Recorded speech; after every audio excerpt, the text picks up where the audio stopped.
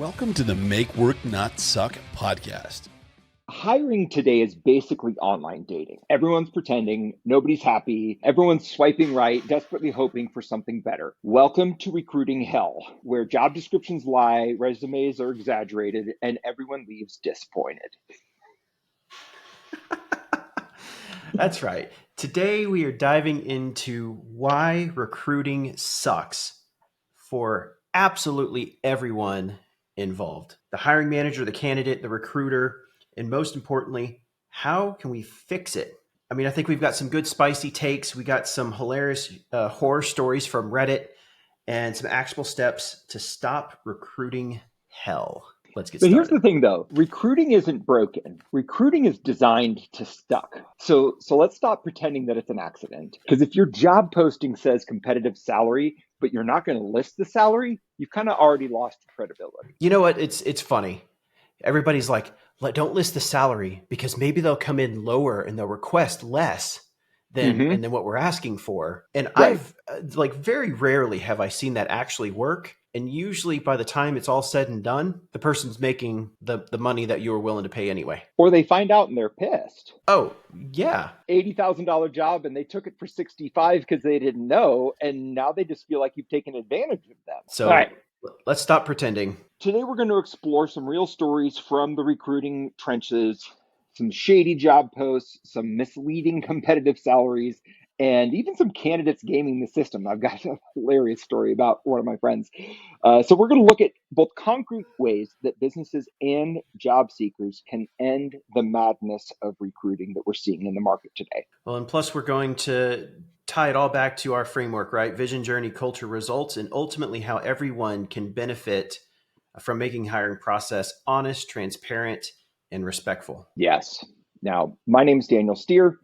I have hired and been hired dozens of times. I've experienced recruiting, both the good and the bad and the ugly of recruiting as a candidate and as an employer, as a hiring manager. I know exactly how much it sucks and exactly how to fix it. And I'm Ryan Hodges, and I've seen poor recruiting drain productivity, crush morale, and kill company culture. And today we're going to bring solutions and how to make work not suck. So let's talk about recruiting hell. The reality behind recruitment, the lies, the exaggerations, the frustrations. There's a hilarious meme going around on Reddit right now, and it's two Spider-Men, like I guess from the multiverse, right? And they're both pointing at each other. And one of them says, manager, and it says, you lied about your resume, or you lied about your experience on your resume. And the other one says, employee, and it says, you lied about your competitive salary. And it's really what sparks this topic today, and how much misperception there is on both sides, and how that lack of clarity and transparency is making work suck for both sides. When I was in grad school, there was this girl that I was in classes with, and she said that the point of dating is to hide the crazy until commitment. Like, you got to hide the crazy long enough until the person on the other side commits to you. And I think that's a lot of what recruiting is like these days. It's like both the employer and the candidate are trying to hide the crazy as best they can until they get the other one to commit to them. Whether it's, the company trying to hide their toxic culture, or the employee, the candidate trying to hide the fact they're not really qualified. Like, everyone's trying to put their best foot forward, hide the crazy, hide the reality until they can get the other person to commit to them. And then you find out what it is you actually got. How's that working out for us? This is basic stuff. I mean, here's a Reddit comment. It says, if the salary was actually competitive, they would post it. Fact. Yep. And check out this other one. They lied about the job. I lied about my experience and my criminal history. Let's call it even. Clearly, there's trust issues on both sides. Yes. It's like, I mean, here's some stats, right? 75% of job seekers have reported frustration with unclear job postings. That's from Glassdoor from 2023. You got competitive salaries is ranked as one of the top 5 most frustrating job posting phrases from a LinkedIn survey in 2024. And companies withholding salary information often experience low quality applications wasting recruiters' time and applicants' time? It's pretty clear that everyone's lying in the recruiting process and that nobody's winning. So, Ryan, let me ask you a couple questions. Where have you seen hiding the salary range ever be beneficial?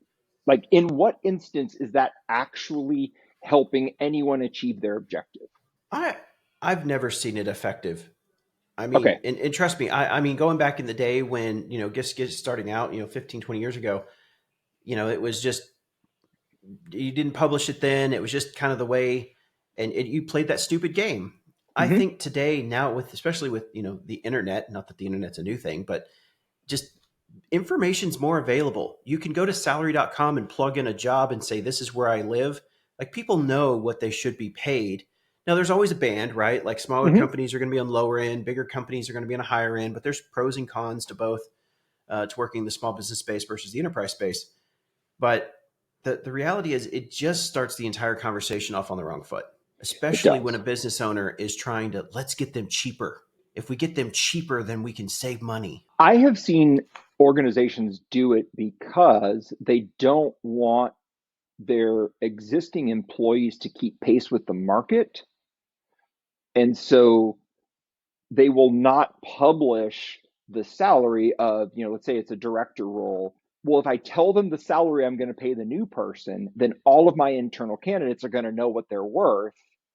And I'm going to have to give them raises to get them up to a comparable band. And so now I got to pay everybody what they're worth. So I'm just going to hide the salary and only tell the new people. And that sounds like that can work, but eventually it gets out. Like, eventually people, they come, they go, they talk to their friends who are still there, and they're like, oh yeah, I was at 150. And everyone's like, hold on, 150? We only make 125. Like, you came in from the outside and you made significantly more than everybody else. And so I think that transparency and integrity on salaries is a much better long-term strategic approach than trying to kid yourself into believing that people don't talk about salary, because they do. Yes, everybody, officially nobody talks about salary because in Mm-hmm. some cases it's against the law. But you're right. In reality, in the grapevine, everybody's talking. Yeah. And I think if you're hiding the fact that you're paying a higher wage for a similar job than somebody on staff, I mean, hiding that is just, you're band-aiding a different problem. Right. Like, if you Yeah. can't up level all of your people to be a similar pay band. Now, trust me, I get bands. Like, there should Mm-hmm. be a range for it, and a junior person or a less experienced person is probably going on the bottom of that band, and more senior person or experienced person is going to be on the higher band. And I think Right. it's fine to publish the band, but I Yeah. think, but make the qualifications for the band public as well, the Mm-hmm. experience, the expectations, etc. But if you're basically, your people are below that band because you've moved it up to attract higher caliber talent, Mm-hmm. you've got a different problem. And if honestly, you're only making your recruiters process harder because it's just going to expose a business problem. So why is recruiting such a nightmare for everyone? I know a couple of recruiters, and they're saying crazy things about what's happening now. Like, people just ghosting interviews, candidates showing up for an interview, never hearing back, so they just have no. I mean, it's like, okay, it's been 3 weeks. They haven't said any. They haven't said anything, so I guess I'm not getting the job. Why is recruiting such a nightmare for everybody right now? I love this other comment on Reddit. All salaries are competitive. Minimum wage competes against six figures. It just competes very poorly. Nice. Yes, it competes. It just doesn't ever win. Similar to maybe to this other one that I saw on Reddit, where it says an internal applicant gets offered a role one level below the posted job just so they can post a lower salary. I think I don't know if that's just incompetence or if that's ego or what that is, but it's just nonsense that makes everybody frustrated and everybody angry at the process. I think people think they're playing games and they're winning. This is some sort of ego driven game to see if I can just get somebody lower. I've actually seen where recruiters are incentivized for lower salaries. If you can recruit people at lower salaries, then you get a bonus because you save the company money.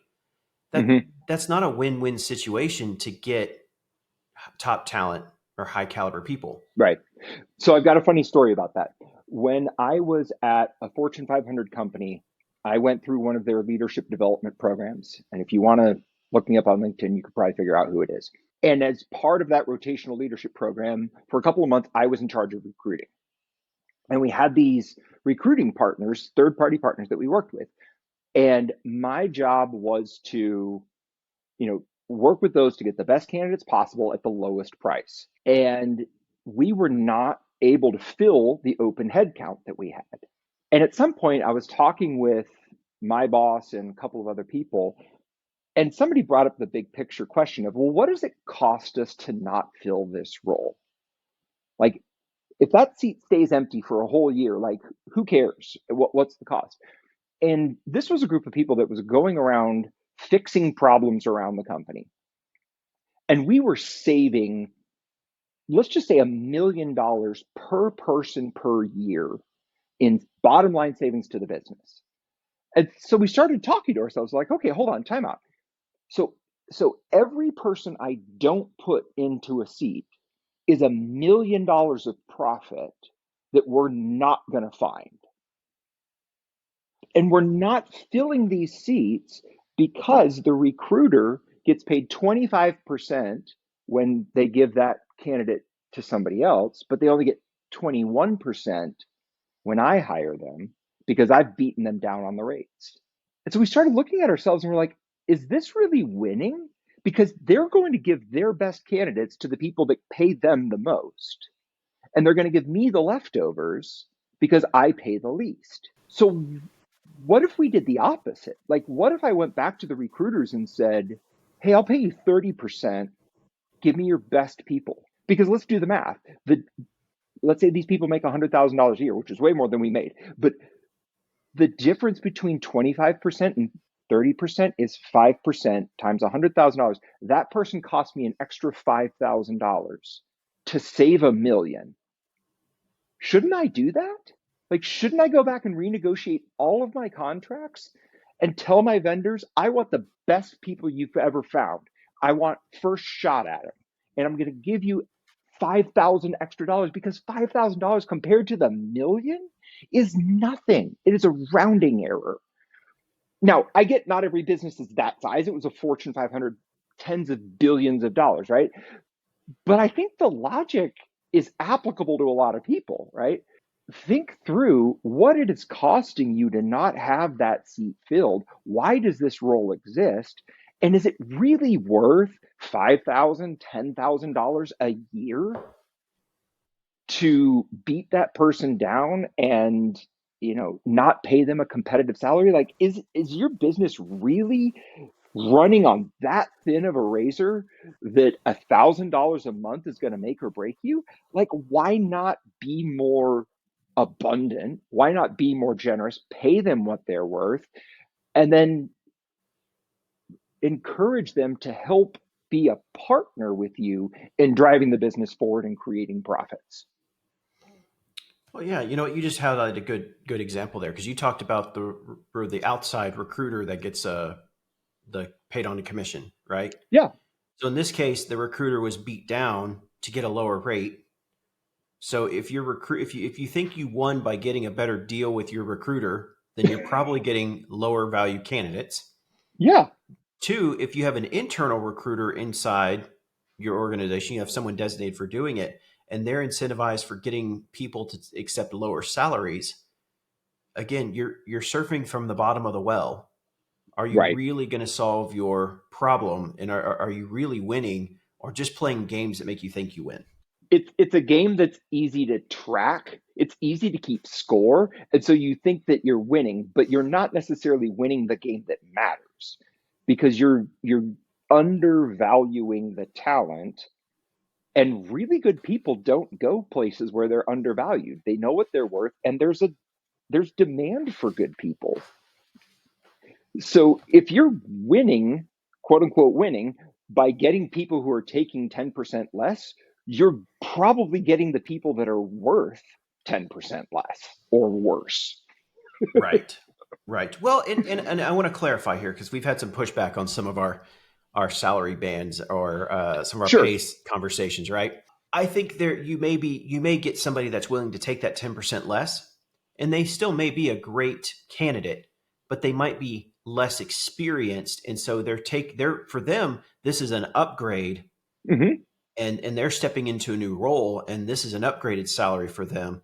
But for you, you're expecting someone with a higher caliber, or you're expecting more throughput, and you're really setting that person up for failure.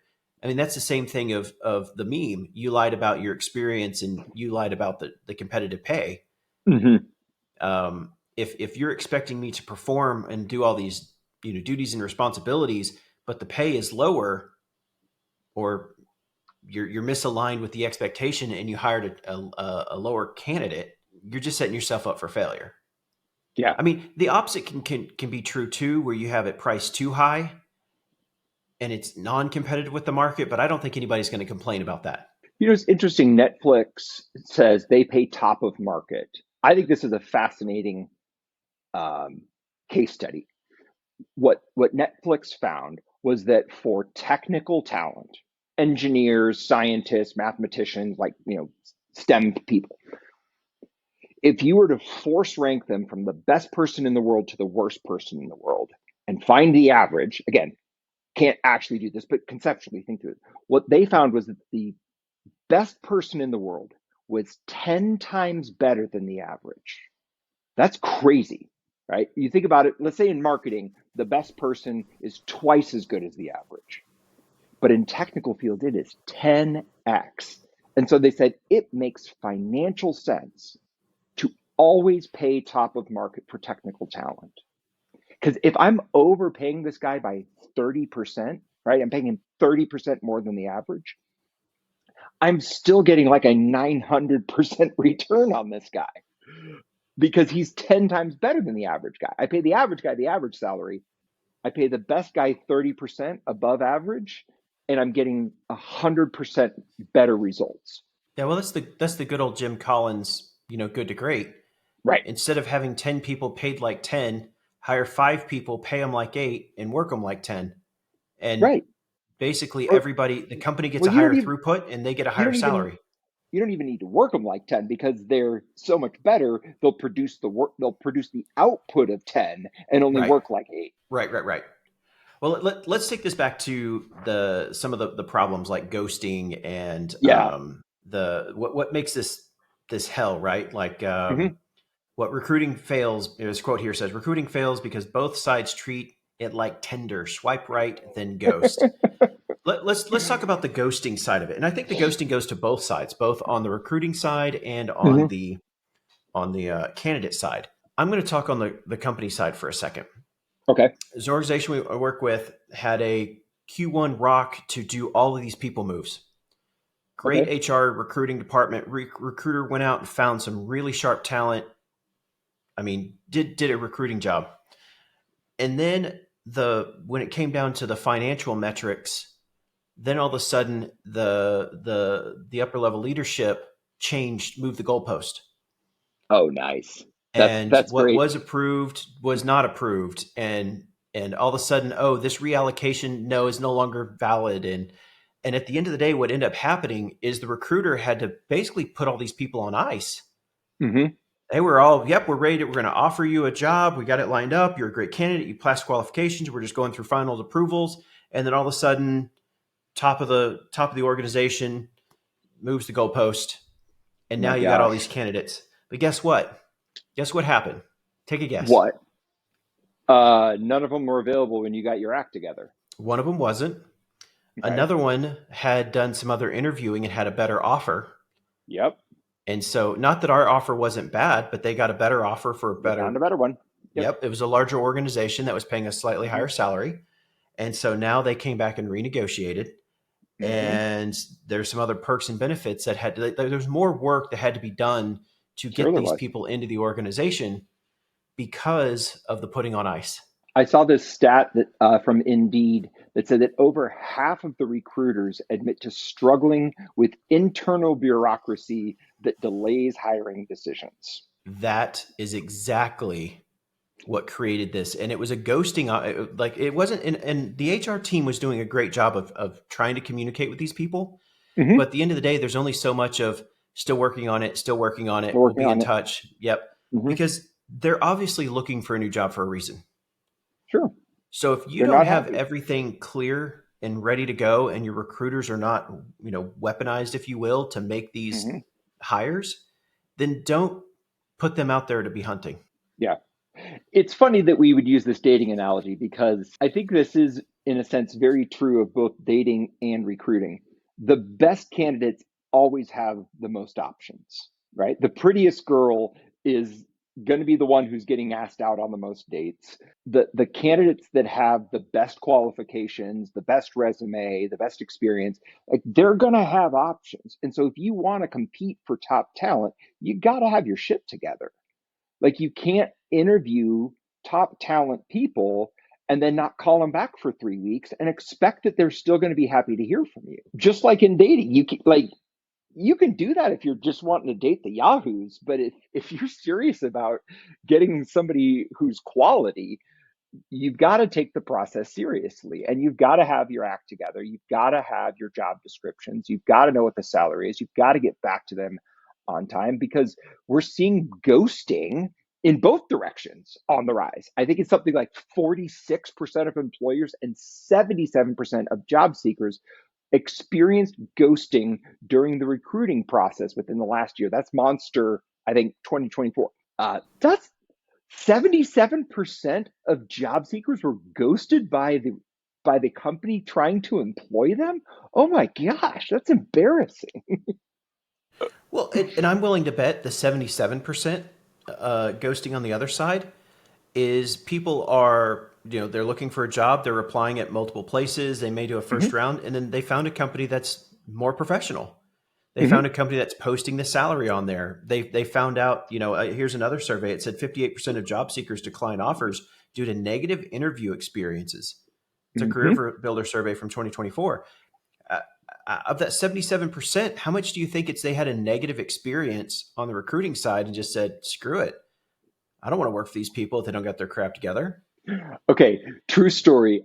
While I was running recruiting for that Fortune 500 leadership development program, there was a candidate that I ghosted. Probably more than one. Like I just didn't remember, and they got lost in the shuffle because I was managing too much and something hit the floor on accident. But there was one person that we just flat out ghosted.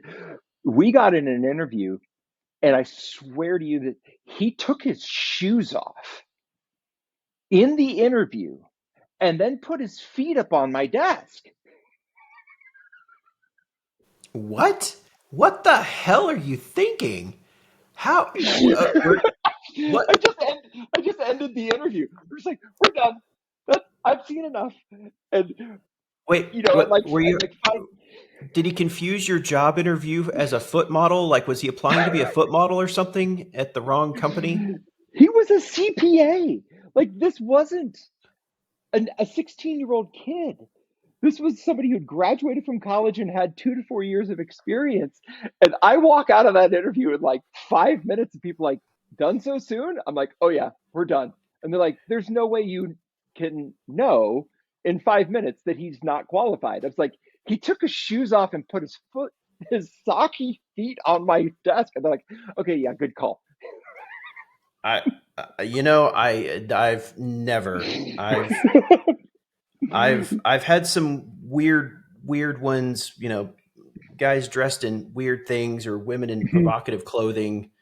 Hmm. I've had some weird stuff said in an interview, Hmm. but I've never had anybody take their shoes off, put their feet on my desk. That's you win the prize there. That is, yeah, that's one of my favorite all-time recruiting stories. Uh, yes, there's professionalism that is expected in both directions, right? The company needs to have their act together. If you're a candidate, you got to get your act together too, man. Take a shower, put on some nice clothes, keep your shoes on, uh, be professional, be prepared, do some homework on the company, know a little bit about what they do, what they're trying to accomplish, why this role exists, do a little bit of homework. Those kind of things set you apart from the noise and the nonsense that is, I think, just overwhelming so many hiring managers right now. There's just so much crazy in the world that the people that just do the basics well, their resumes easy to read, they're they're on time, they're professionally dressed, they shake your hand, they look you in the eye, they say thank you, they ask intelligent questions, they've done their homework. Like that was just the bare minimum in my mind 10, 20 years ago. And now that puts you, you're already part of the decision set. You're already a candidate that they're considering just for doing those basics because 80% of the candidates aren't. Jeez, I still can't get over the foot on desk. All right. Aren't you glad you're not dating these days, Uh, Ryan? yes. Oh my gosh. Oh my gosh. All right. Let's move on to this. Why recruiting hell exists. Vision, journey, Yep. culture, results. All right. Let's bring it back to Ooh. the simplify method. How Mm-hmm. can we transform recruiting hell to recruiting heaven? Let's start with Ooh. vision. I think a lot of it starts with vision. I think you've got to set clear expectations for the role. Um, and I mean that in every facet. Like, one, why does this role exist? You can have a job description. It tells me what you want me to do, but why am I doing this? Like, why should anybody care if this role exists or not? So, one of the best practices I've seen, I'm working with a client right now that has a job description and a mission document. And the mission document is why this job exists. The job description is what I expect you to do. It's like, okay, great. Like vision, journey, great. Somewhere in one of those documents is probably your values. Okay, so we've got some culture and we've got some results. This is how you're going to be evaluated. We're both going to know that you're doing a great job when these numbers move in this direction, right? So vision, journey, culture, results is actually a helpful way to even just think about the job description. But within that, even, right, transparent salaries, realistic job descriptions, honestly align on what we're looking for in this role. Because if we can't be honest about why this role exists, what you need to do, how you're going to behave, and how you're going to be evaluated, there is zero chance we're both going to be happy a year from All right. So let's move on to journey. now. This is a Ooh, you simple one. you take journey. I love Journey. Journey is my favorite. And this is a simple one. Just streamline communications. Yeah. Simple updates. Stop ghosting people. You can't Hmm. control the candidate side. Now, I guess this is a two-way street, right? Like, let's be professional, people. Just tell Hmm. people yes, no, not yet. Silence is the real hell. Hmm. And I think from the employer side, what do we say? It was like 46% of candidates experience ghosting from the employer. Right. That's just not acceptable as the business. Just get Yep. your communications streamlined and just give people honest answers. And if the answer is not yet, still not yet is a better answer than just no reply at all. Yeah. Yeah, that's always the worst, right? And I've been in the job hunting situation where I'm managing conversations with multiple companies, and when you just don't hear back from somebody, it's like, look, I'm moving forward with somebody, and if you think I might be a candidate, you got to at least talk to me, and tell me what's going on. Culture, all right, vision, journey, culture. I find a lot of companies struggle with the culture side of recruiting because they're not really honest with themselves about who they are and their culture. I think they're abiding by their culture of the company, but they're not establishing a culture between in the recruiting process of, like, I think you said this more in the vision component, Hmm. is the mutual understanding of how we're going to interact in this process. Okay, that's a different take. Because the culture aspect of it, yes, there's culture from within the business, and you would expect Hmm. your personnel to follow the core values of the business. If Right. they're not following the core values, that's a totally different problem. But keeping it to the Okay. recruiting process, the culture aspect is the mutual culture between the recruiter and the candidate. Okay. I like that. How would you establish some norms in that process, right? It's like dating, right? Between the recruiter and the candidate, right? Those two people are dating. How do you establish those norms to make sure that it's actually a good process of engaging. Well, I think you could even use it as a measure of success between the two, and this kind of goes into results in just a second. But I think it's one of those when you start either on the job description or in the application process or the first communication out. I think it set the norms. Hey, I'm going to respect your time if you respect mine. I'll respond to you quickly if you do this. We have a core value of teamwork, so we want to make this a collaborative process. You can pull the company's values into it for sure, Right. and you can Yeah. start setting those expectations. But I think if you said, hey, I will follow up with you on time if you'll respond back to me on time. If we've got, if you've got something, let me know. Let's communicate. Let's stay on top of this, and we can make this process smooth. It's You can interesting. This set is that. maybe kind of a part journey, part culture. The best organizations that I've interviewed with have structured the interview process such that if you enjoyed going through this interview, meeting these people, having these kinds of conversations, going through these types of activities or exercises or assessments, like if you enjoyed that, you're going to like working here. And if you hated this, you're not going to like working here. And so, can you, through both the process and the people, really give them an experience of what working here is going to be like, so that by the end of it, you could say, look, if you liked the last 6 weeks or however long it took, and that was an enjoyable experience, you're probably really going to like it here. And if you didn't, this is not the place, because that's a lot of what it's going to be like to work here. And if you didn't like it, probably shouldn't accept this job offer. That's absolutely, and that compounds right into the next one, results.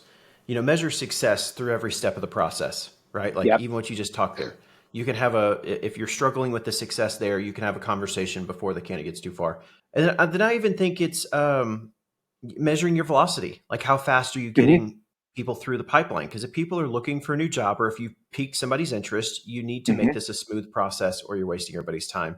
And I think it's quality hires. I think again having a loop back system to make sure that you're hiring good candidates and working with if you're the recruiter or the HR person pulling these candidates in, you need the feedback from the managers that you're hiring or recruiting for to make Right. sure that you're getting the right talent in.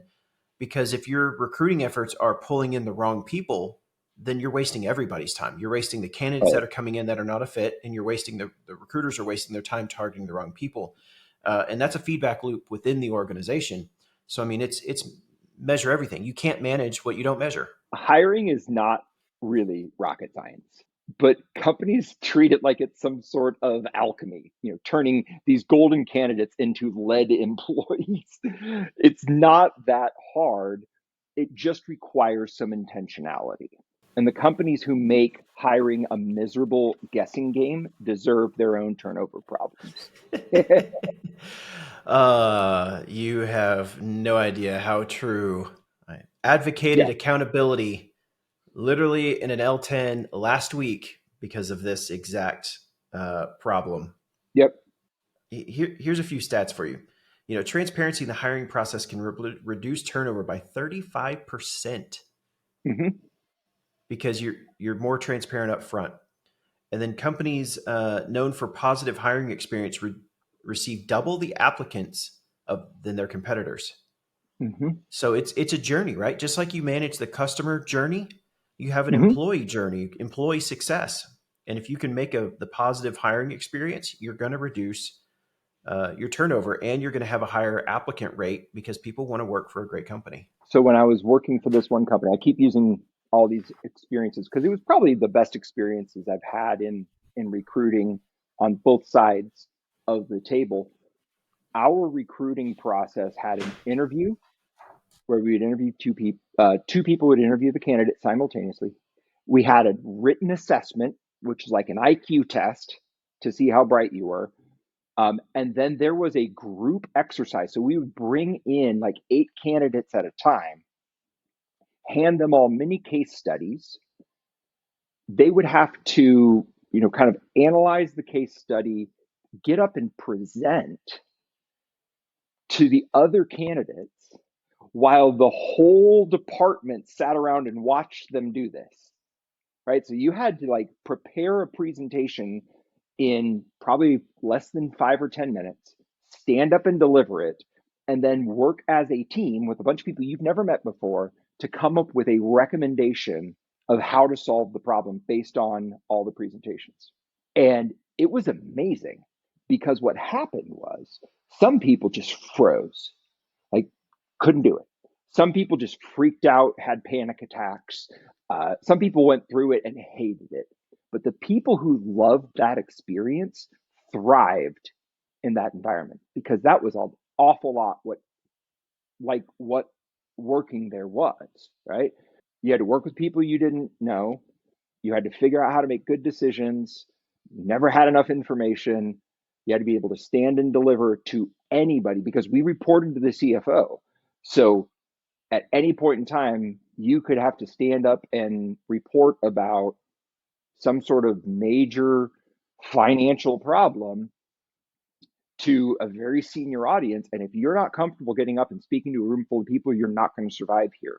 And so we had architected this interview process so that it weeded out anybody who's not going to like this job. And I think that that's a great example of the kind of transparency in this hiring process. Is you say, look, here's the steps we're going to go through. I'm working with the client right now. They're like, we have a 7-step interview process. You interview with this person for this thing, this person for this thing. You take a test on this. We do a case study with this. And it takes a long time, but you know what? They don't miss very much. If you come through this process, we know who you are, you know who we are, and we're both pretty excited about moving forward. I love that level of intentionality because it enables both both sides to make an informed decision, as opposed to the the dating advice of how about you both just hide the crazy as long as possible and then cross your fingers and hope that you got a good one. That rarely works.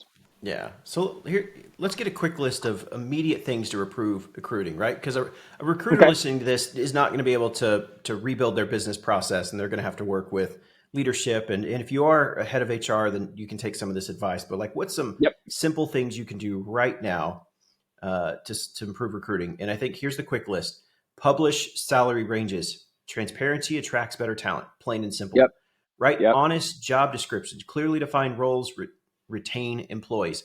I would say success metrics. If you can define what success is in the role better than the 38 bullet point list with the 39th one being and everything else not listed here, like Right. write what success metrics look for this role. Not just honest job descriptions, but achievable, right? So you can write a job description that's honest, but it's like, how often is somebody super creative, super strong leader, super introverted, and super good at numbers and accounting? Like, that's usually not one person that's all of those things.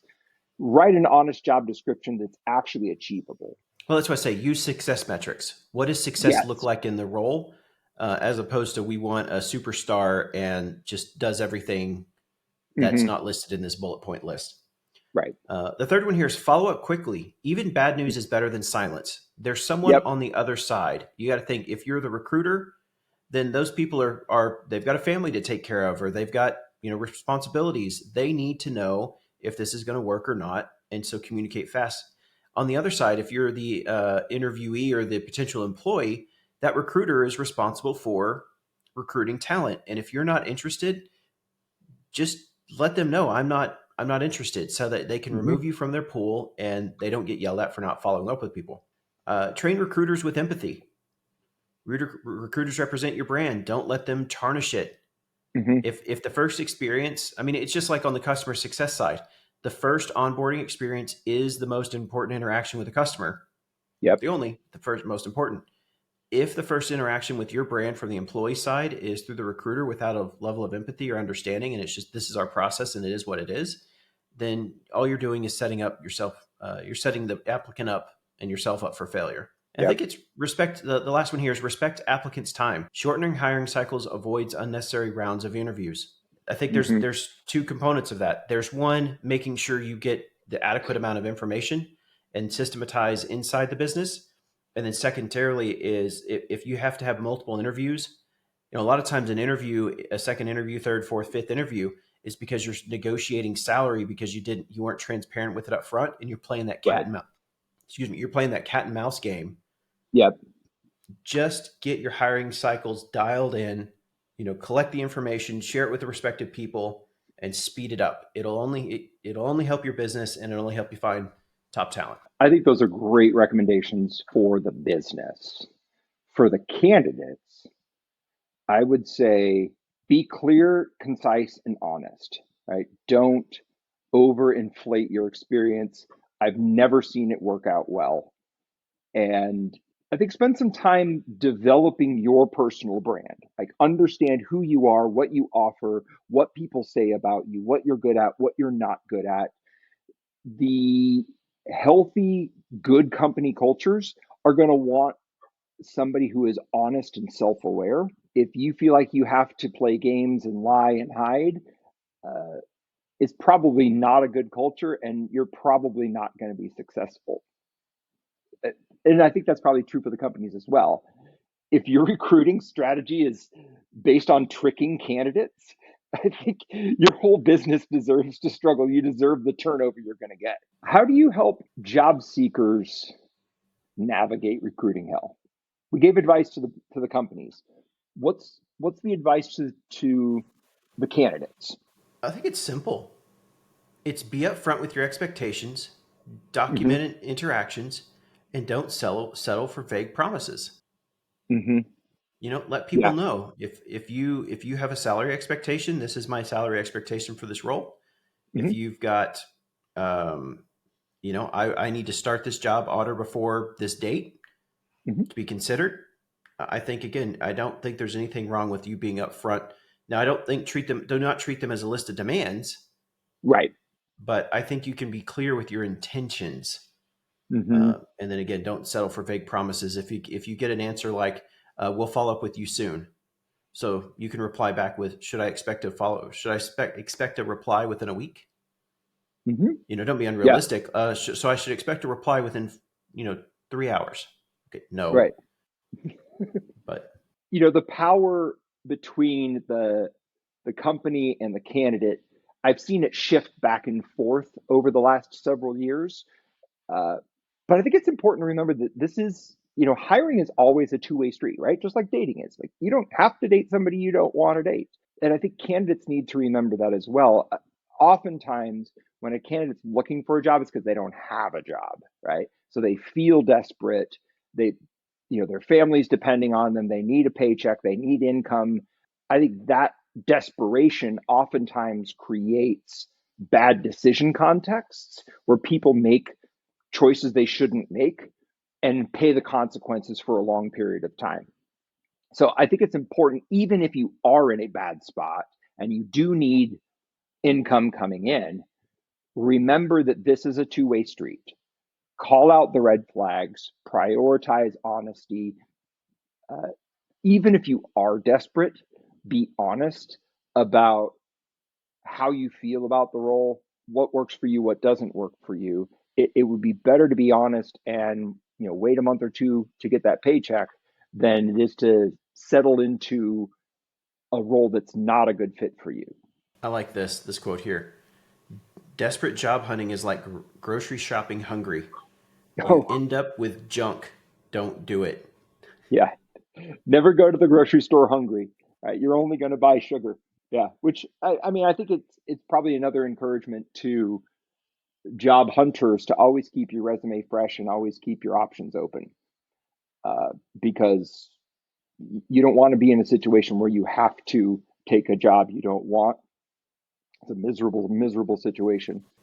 And putting yourself in a better situation to make better choices is a much better strategy. Let's hit some positive sides before we wrap up here. Here's a couple of good Okay. examples that we have. The examples of recruiting done right.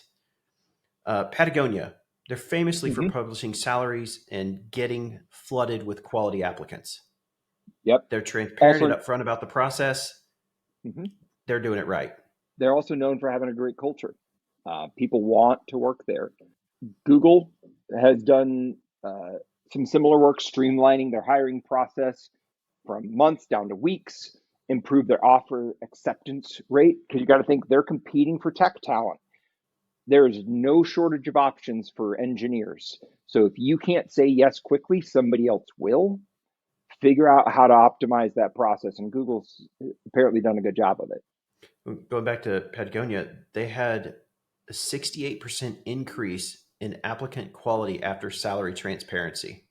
68% increase? 68% increase in application quality after salary transparency.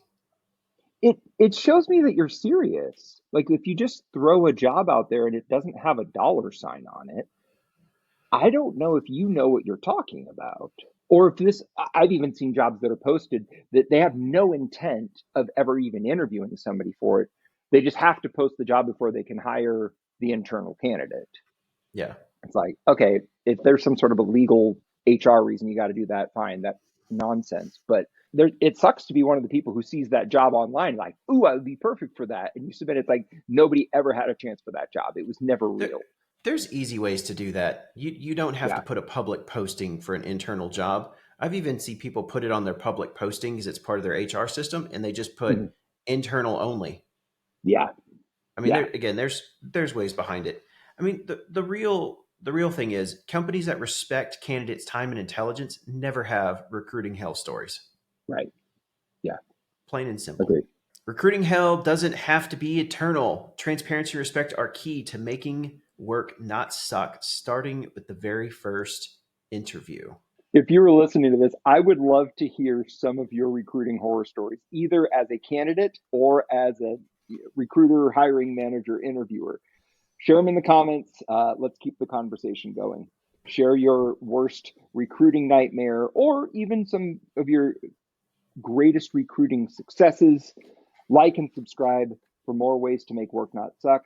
And share this episode with anybody you know that might be going through recruiting hell right now. Make work not suck. Our podcast that talks about exactly that. Our process, vision, journey, culture, and results. We present real-world business solutions that make the difference. Our goal is to make work not suck. Hosted by Ryan Hodges, co-host Daniel Steer. Join us each episode and make work not suck.